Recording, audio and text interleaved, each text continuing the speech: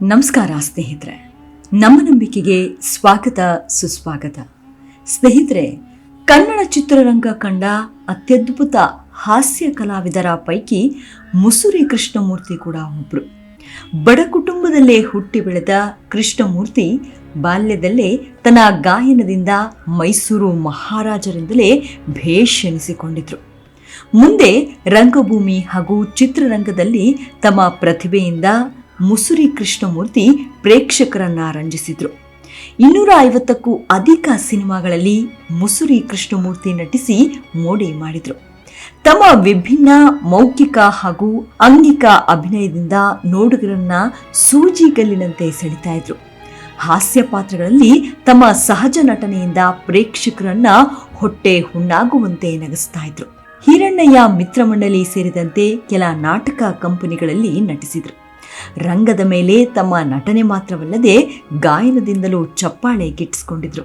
ಇಂಥ ನಟ ಹಾಸ್ಯದಲ್ಲಿ ಬೀರಿದ ಪ್ರಭಾವ ಇಂದಿಗೂ ಕರುನಾಡಿನ ಮಂದಿಗೆ ಮರೆಯಲಾರದ ಮಾಣಿಕ್ಯವಿದ್ದಂತೆ. ಆದರೆ ಇಂಥ ನಟನ ಸಾವು ನಿಜಕ್ಕೂ ನಿಗೂಢವೇ. ಬನ್ನಿ, ಹಾಗಿದ್ರೆ ಈ ಸಂಚಿಕೆಯಲ್ಲಿ ಮುಸುರಿ ಕೃಷ್ಣಮೂರ್ತಿಯವರ ಬದುಕಿನ ಕುತೂಹಲಭರಿತ ಕಥಾನಕವನ್ನ ತಿಳಿತಾ ಹೋಗೋಣ. ಅದಕ್ಕೂ ಮುನ್ನ ನಮ್ಮ ನಂಬಿಕೆಗೆ ನಿಮ್ಮ ಬೆಂಬಲವಿರಲಿ. ಎಲ್ಲಾ ವಿಧದ ತ್ವಚೆಯ ಸಮಸ್ಯೆಗಳಿಗೆ ಧೀಮಹಿ ಪ್ರಾಡಕ್ಟ್ ರಾಮಬಾಣದಂತೆ ಕೆಲಸ ಮಾಡುತ್ತೆ. ಕೇವಲ 3 ದಿನದಲ್ಲೇ ವ್ಯತ್ಯಾಸ ನೋಡ್ತೀರಾ. ಯಾವುದೇ ಅಡ್ಡ ಪರಿಣಾಮಗಳಿಲ್ಲ. ಕೆಮಿಕಲ್ ರಹಿತವಾದ 16 ನೈಸರ್ಗಿಕ ಪದಾರ್ಥಗಳ ಮಿಶ್ರಣದಿಂದ ತಯಾರಾದ 100% ಆರ್ಗ್ಯಾನಿಕ್ ಧೀಮಹಿ ಪ್ರಾಡಕ್ಟ್. ಹೆಚ್ಚಿನ ಮಾಹಿತಿಗಾಗಿ ಕೆಳಕಂಡ ದೂರವಾಣಿಗೆ ಸಂಪರ್ಕಿಸಿ. ಸ್ನೇಹಿತರೆ, ಮುಸುರಿ ಕೃಷ್ಣಮೂರ್ತಿ ಮೈಸೂರಿನ ಪಕ್ಕದಲ್ಲೇ ಇರುವ ಬೆಟ್ಟದಾಪುರದಲ್ಲಿ 1930 ಜುಲೈ 28ರಂದು ಜನಿಸಿದ್ರು.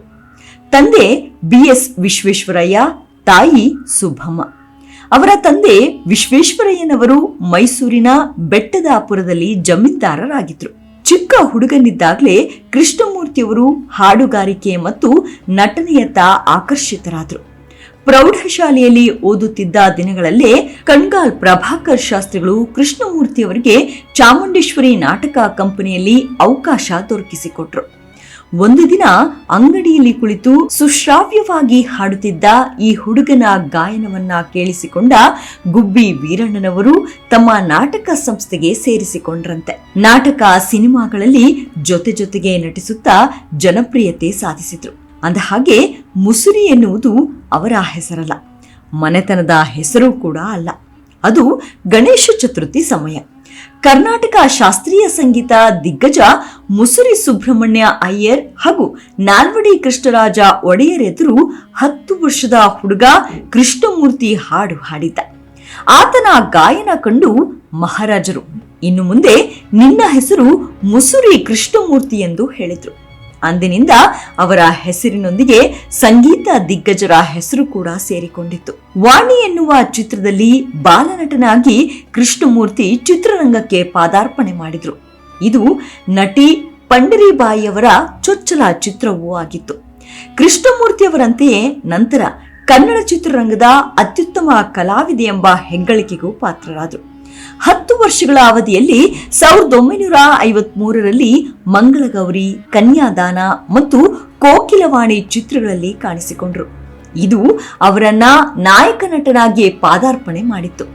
ನಂತರ ಶಂಕರ್ ಸಿಂಗ್, ಬಿ ವಿಠಲಾಚಾರ್ಯ, BR ಪಂತಲು ಮುಂತಾದ ಖ್ಯಾತ ನಿರ್ದೇಶಕರಿಗೆ ಅಸಿಸ್ಟೆಂಟ್ ಆಗಿ ಸೇರಿಕೊಂಡ್ರು. ಅಲ್ಲದೆ ಪ್ರಸಿದ್ಧ ಗೀತರಚನೆಕಾರ ಮತ್ತು ನಿರ್ದೇಶಕ ಕಣಗಾಲ್ ಪ್ರಭಾಕರ್ ಶಾಸ್ತ್ರಿ ಅವರಿಗೆ ಸಹಾಯಕರಾಗಿಯೂ ಕೆಲಸ ಮಾಡಿದ್ರು. ಆಗಲೇ ಕವಿತೆಗಳನ್ನ ಬರೆಯುವುದನ್ನು ಕರಗತ ಮಾಡಿಕೊಂಡ್ರು. 1950ರ ದಶಕದಲ್ಲಿ ಚಲನಚಿತ್ರ ನಿರ್ಮಾಣ ಕಡಿಮೆಯಾಗಿದ್ದರಿಂದ ಕೃಷ್ಣಮೂರ್ತಿ ನಿಧಾನವಾಗಿ ರಂಗಭೂಮಿಯತ್ತ ಹೊರಳಿದ್ರು. ಆ ಕಾಲದ ಕೆಲವು ಪ್ರಸಿದ್ಧ ನಾಟಕ ಕಂಪನಿಗಳಿಗೆ ಕೆಲಸ ಮಾಡಿದ್ರು. ಕೆ ಹಿರಣ್ಣಯ್ಯ, ಸುಬ್ಬಯ್ಯ ನಾಯ್ಡು, ಗುಬ್ಬಿ ಮುಂತಾದ ಕಂಪನಿಗಳೊಂದಿಗೆ ಕೆಲಸ ಮಾಡುವ ಅವಕಾಶ ಕೂಡ ಅವರಿಗೆ ಸಿಕ್ತು. 1963ರಲ್ಲಿ ಅಂಬಾಪ್ರಸಾದ್ ನಾಟಕ ಮಂಡಳಿ ಎಂಬ ತಮ್ಮದೇ ಆದ ರಂಗತಂಡವನ್ನ ಪ್ರಾರಂಭಿಸಿದ್ರು. ಆದರೆ ಭಾರಿ ಖರ್ಚಿನಿಂದಾಗಿ ಕಂಪನಿಯನ್ನ ನಿರ್ವಹಿಸುವುದು ಕಷ್ಟಕರವೆಂದು 1966ರಲ್ಲಿ ಕ್ಲೋಸ್ ಮಾಡಿ ಮತ್ತೆ ಚಲನಚಿತ್ರದತ್ತ ವಾಲಿದ್ರು. ಪಡುವಾರಳ್ಳಿ ಪಾಂಡವರು ಚಿತ್ರದ ಕನೆಕ್ಷನ್ ಕಾಳಪ್ಪ ಅನ್ನೋ ಪಾತ್ರ ದೊಡ್ಡ ಹೆಸರನ್ನ ತಂದುಕೊಟ್ಟಿತ್ತು. ಧರ್ಮಸೆರೆ, ರಂಗನಾಯಕಿ, ಗುರು ಶಿಷ್ಯರು, ಅಂತ, ಹಾಲು ಜೇನು ಹೀಗೆ ಕೆಲ ಸಿನಿಮಾಗಳಲ್ಲಿ ಮುಸುರಿ ನಟನೆ ಮರೆಯೋಕೆ ಸಾಧ್ಯವಿಲ್ಲ. 1981ರಲ್ಲಿ ಮುಸುರಿ ಕೃಷ್ಣಮೂರ್ತಿ ಯಶಸ್ವಿನಿ ಎಂಟರ್ಪ್ರೈಸಸ್ ಎಂಬ ಚಿತ್ರ ನಿರ್ಮಾಣ ಸಂಸ್ಥೆ ಕಟ್ಟಿದ್ರು. ಇದೇ ಬ್ಯಾನರ್ ಅಡಿಯಲ್ಲಿ ನಂಬರ್ 5 AK ಎಂಬ ಚಿತ್ರ ನಿರ್ಮಿಸಿದ್ರು. ಇದರಲ್ಲಿ ಶ್ರೀನಾಥ್ ಹಾಗೂ ಜೈಮಾಲಾ ಅಭಿನಯಿಸಿದ್ರು. ಮೈಸೂರಿನ ಹುಣಸೂರು ಬಳಿಯ ಬೆಟ್ಟದಾಪುರ ಎನ್ನುವ ಊರಿನವರಾದ ಇವರು ಬಂದು ನೆಲೆಸಿದ್ದು ಮೈಸೂರಿನಲ್ಲಿ. ಕೊನೆಗೆ ಬೆಂಗಳೂರಿನ ಶ್ರೀರಾಂಪುರದಲ್ಲಿ ಮನೆ ಮಾಡಿ ವಾಸಿಸ್ತಾ ಇದ್ರು. ಮುಸುರಿ ಅವರಿಗೆ ನಟನೆಯ ವ್ಯಾಮೋಹ ಹೇಗಿತ್ತು ಅಂದ್ರೆ, ತಂದೆ ಅಗಲಿದ ದಿನವೂ ಕೂಡ ಬಣ್ಣ ಹಚ್ಚಿ ನಾಟಕದಲ್ಲಿ ನಟಿಸಿದ್ರು. ಶ್ವೇತ ಗುಲಾಬಿ ಚಿತ್ರದ ಚಿತ್ರೀಕರಣದ ವೇಳೆ ಐ ಸ್ಟ್ರೋಕ್ ಆಗಿ ದಿಢೀರ್ ಕುಸಿದು ಬಿದ್ದು ಮುಸುರಿ ಕೃಷ್ಣಮೂರ್ತಿ ಹಣೆಗೆ ಪೆಟ್ಟಾಗಿತ್ತು. ಆಗ ಅವರನ್ನ ಆಸ್ಪತ್ರೆಗೆ ಕರೆದುಕೊಂಡು ಹೋದಾಗ ಮಧುಮೇಹ ಇರುವುದು ಗೊತ್ತಾಗಿತ್ತು. ಕೊನೆಗೆ ಆರೋಗ್ಯ ಸಮಸ್ಯೆ ಹೆಚ್ಚಾದಾಗ ಸಿನಿಮಾಗಳಲ್ಲಿ ನಟಿಸುವುದು ಕಮ್ಮಿ ಮಾಡಿದ್ರು. ಆದರೆ ಅವರ ಜನಪ್ರಿಯತೆ ಎಷ್ಟಿತ್ತು ಅಂದ್ರೆ, ನಿರ್ಮಾಪಕರು ಅವರ ಬೆನ್ನು ಬಿದ್ದು ಸಿನಿಮಾದಲ್ಲಿ ನಟಿಸುವಂತೆ ಒತ್ತಾಯ ಮಾಡ್ತಿದ್ರು. ಕೆಲ ದಿನಗಳಲ್ಲಿ ಶುಗರ್ ಕಂಟ್ರೋಲ್ಗೆ ಬಂದು ಚೆನ್ನಾಗಿದ್ರು. ಬಳಿಕ ಇದ್ದಕ್ಕಿದ್ದಂಗೆ ಚಳಿಯಿಂದ ಕೆಲ ನಿಮಿಷ ನಡುಗ್ತಾ ಇದ್ರು. ಮತ್ತೆ ಬಳಿಕ ಇದ್ದಕ್ಕಿದ್ದಂಗೆ ಬೆವತು ಹೋಗ್ತಿದ್ರು. ಪ್ರತಿನಿತ್ಯವೂ ಈ ಸಮಸ್ಯೆ ಅವರನ್ನ ಕಾಡುತ್ತಲೇ ಇತ್ತು.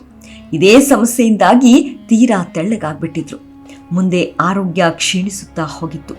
ವೀರಾದಿ ವೀರ ಮುಸುರಿ ನಟಿಸಿದ ಕೊನೆಯ ಸಿನಿಮಾ. ಆದರೆ ಆ ಸಿನಿಮಾ ಬಿಡುಗಡೆಯಾಗಲೇ ಇಲ್ಲ. ಬೆಟ್ಟದ ಕಳ್ಳ ಚಿತ್ರದಲ್ಲಿ ಕೊನೆಯದಾಗಿ ತೆರೆ ಮೇಲೆ ಕಾಣಿಸಿಕೊಂಡಿದ್ರು. ಇನ್ನು 80ರ ದಶಕದಲ್ಲಿ ಖಳನಟರಾಗಿ, ಹಾಸ್ಯ ಕಲಾವಿದರಾಗಿ ಪುಟ್ಟಣ್ಣ ಕಣಗಾಲರ ಧರ್ಮಸೆರೆ, ರಂಗನಾಯಕಿ, ಸಾಹಸ ಸಿಂಹ ವಿಷ್ಣುವರ್ಧನ್ ಅಭಿನಯದ ಗುರು ಶಿಷ್ಯರು, ಹಾಗೆ ವರನಟ ಡಾಕ್ಟರ್ ರಾಜ್ಕುಮಾರ್ ಅವರೊಟ್ಟಿಗೆ ಹಾಲು ಜೇನು, ಕವಿರತ್ನ ಕಾಳಿದಾಸ ಚಿತ್ರಗಳು ಅವರ ಅಭಿನಯದ ಯಶಸ್ವಿ ಚಿತ್ರಗಳಾದವು. 250ಕ್ಕೂ ಅಧಿಕ ಸಿನಿಮಾಗಳಲ್ಲಿ ಮುಸುರಿ ಕೃಷ್ಣಮೂರ್ತಿ ನಟಿಸಿ ಮೋಡಿ ಮಾಡಿದ್ರು. ತಮ್ಮ ವಿಭಿನ್ನ ಅಭಿನಯದಿಂದ ನೋಡುಗರನ್ನ ಸೂಜಿಗಲ್ಲಿನಂತೆ ಸೆಳಿತಾ ಇದ್ರು. ಕೃಷ್ಣಮೂರ್ತಿಯವರ ವೈವಾಹಿಕ ಜೀವನವನ್ನ ಒಮ್ಮೆ ಗಮನಿಸಿದ್ರೆ, ಸುಶೀಲಮ್ಮ ಎಂಬುವರನ್ನ ಬಾಳ ಸಂಗಾತಿಯನ್ನಾಗಿ ಸ್ವೀಕರಿಸಿದ್ರು. ಇಬ್ಬರ ದಾಂಪತ್ಯ ಜೀವನಕ್ಕೆ 2 ಮಕ್ಕಳು ಜನಿಸ್ತಾರೆ. ಒಬ್ಬರು ಗುರುದತ್ ಮುಸುರಿ, ಮತ್ತೊಬ್ಬರು ಜಯಸಿಂಹ ಮುಸುರಿ. ಇಬ್ಬರು ಕೂಡ ತಮ್ಮ ತಂದೆಯ ವೃತ್ತಿಯನ್ನ ಮುಂದುವರೆಸಿದ್ದಾರೆ. ಸ್ಯಾಂಡಲ್ವುಡ್ನಲ್ಲಿ ಸಕ್ರಿಯವಾಗಿರುವ ಇಬ್ಬರು ಹಲವಾರು ಸಿನಿಮಾಗಳಲ್ಲಿ ನಿರತರಾಗಿದ್ದಾರೆ. ಗುರುದತ್ ಮುಸುರಿ ಛಾಯಾಗ್ರಾಹಕರಾಗಿಯೂ ಕೆಲಸ ಮಾಡ್ತಿದ್ದಾರೆ.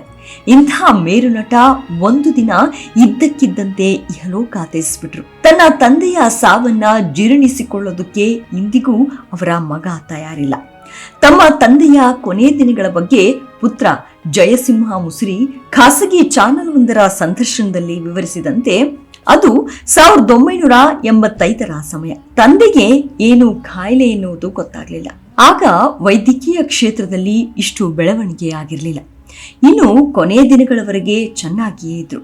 ಅದು ಯುಗಾದಿ ಹಬ್ಬದ ಸಮಯ. ಎಲ್ಲರಿಗೂ ಹೊಸ ಬಟ್ಟೆ ತರಲು ಹೇಳಿದ್ರು. ಹಬ್ಬಕ್ಕೂ ಮುನ್ನ ಒಂದು ದಿನ ಬಟ್ಟೆ ಹಾಕಿಕೊಳ್ಳುವಂತೆ ಹೇಳಿದ್ರು. ನಾವು ಹಾಕಿಕೊಂಡಿದ್ವು. ಅವತ್ತು ತಂದೆ ಬೇಡ ಎಂದ್ರು ಕೇಳದೆ ಡಿಸ್ಟ್ರಿಬ್ಯೂಷನ್ ಆಫೀಸ್ಗೆ ಹೋಗಿದ್ದೆ. ಸಂಜೆ ಅಮ್ಮ ಫೋನ್ ಮಾಡಿ ತಂದೆಗೆ ಆರೋಗ್ಯ ಸಮಸ್ಯೆ ಕಾಣಿಸಿಕೊಂಡಿರುವುದಾಗಿ ಹೇಳಿದ್ರು. ಮನೆಗೆ ಹೋದಾಗ ತಂದೆಗೆ ಉಸಿರಾಟ ಸಮಸ್ಯೆ ಶುರುವಾಗಿತ್ತು. ಕೂಡಲೇ KC ಜನರಲ್ ಆಸ್ಪತ್ರೆಗೆ ಕರೆದುಕೊಂಡು ಹೋದ್ವು. ನಾನು ತಂದೆಯವರನ್ನ ಒಳಗೆ ಕಳುಹಿಸಿಕೊಟ್ಟು ಕಾರ್ ಪಾರ್ಕ್ ಮಾಡಿ ಬರುವಷ್ಟರಲ್ಲಿ ಅವರ ಪ್ರಾಣ ಪಕ್ಷಿ ಹಾರಿ ಹೋಗಿತ್ತು. ಆಗ ಅವರ ವಯಸ್ಸು ಕೇವಲ 55 ವರ್ಷವಷ್ಟೇ. ಅವರ ಅಂತಿಮ ದರ್ಶನಕ್ಕೆ ಸಾವಿರಾರು ಜನ ಸೇರಿದ್ರು. ಅಂತ್ಯ ಸಂಸ್ಕಾರಕ್ಕೂ ಕಷ್ಟಪಡುವಂತಾಯಿತು. ಅದು ಅವರು ಗಳಿಸಿದ್ದ ಜನಪ್ರಿಯತೆಗೆ ಸಾಕ್ಷಿ ಎಂದು ಮುಸುರಿ ಜಯಸಿಂಹ ನೆನಪಿಸಿಕೊಂಡ್ರು. ಇನ್ನು ಮುಸುರಿ ಕೃಷ್ಣಮೂರ್ತಿ ಅಗಲಿಕೆಯ ಬಳಿಕ ನಟ ಚಾಣಕ್ಯ ಮುಸುರಿ ಎನ್ನುವ ಸಿನಿಮಾ ಮೂಡಿ ಬಂತು. ಮುಸುರಿ ಅವರು ನಟಿಸಿದ ಸಿನಿಮಾಗಳ ದೃಶ್ಯಗಳನ್ನ ಬಳಸಿಕೊಂಡು ಈ ಚಿತ್ರ ನಿರ್ಮಾಣವಾಗಿತ್ತು. ಸಿನಿಮಾ ಕೂಡ ಉತ್ತಮ ರೀತಿಯ ಪ್ರದರ್ಶನ ಕಂಡಿತ್ತು. ಹೀಗೆ ತಮ್ಮ ಅದ್ಭುತ ಕಲೆ ಹಾಗೂ ನಟನೆಯಿಂದಲೇ ಜನರ ಹೃದಯ ಗೆದ್ದು ಕನ್ನಡ ಸಿನಿರಂಗದಲ್ಲಿ ಗುರುತು ನಿರ್ಮಿಸಿದ ಮೇರು ಕಲಾವಿದರ ಪೈಕಿ ಮುಸುರಿ ಕೃಷ್ಣಮೂರ್ತಿಯು ಕೂಡ ಒಬ್ರು. ಮುಂದಿನ ಸಂಚಿಕೆಯಲ್ಲಿ ಸಿಗೋಣ. ಅಲ್ಲಿಯವರೆಗೂ ನಿಮ್ಮ ಆರೋಗ್ಯದ ಕಡೆ ಗಮನವಿರಲಿ. Take care. ನಮಸ್ಕಾರ.